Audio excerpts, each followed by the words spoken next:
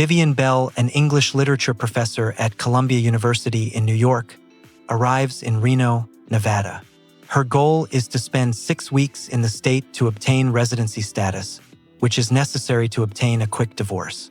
This requirement by local law requires her to remain in Nevada continuously.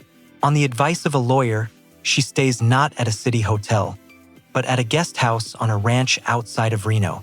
The place belongs to Frances Parker, a woman who has been hosting women awaiting divorce for many years. The ranch is a small complex of buildings.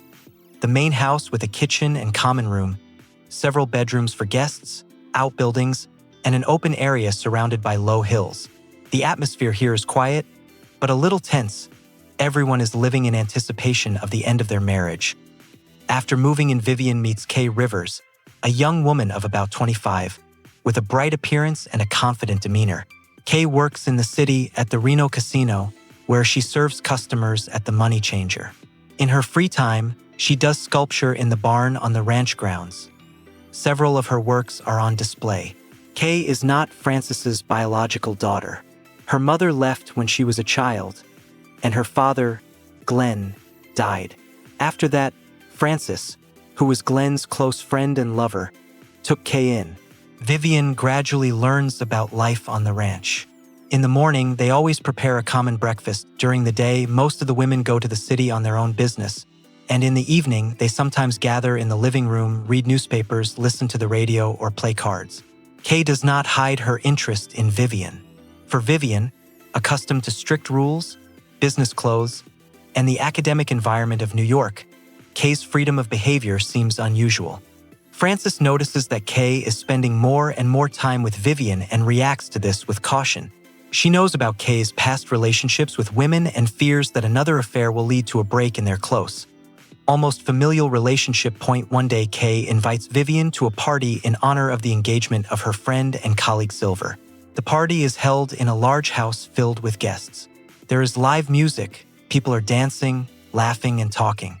Vivian feels a little alien among strangers, but communicates politely. After the party, Kay suggests stopping by Pyramid Lake. They get into Kay's car and drive along the night road.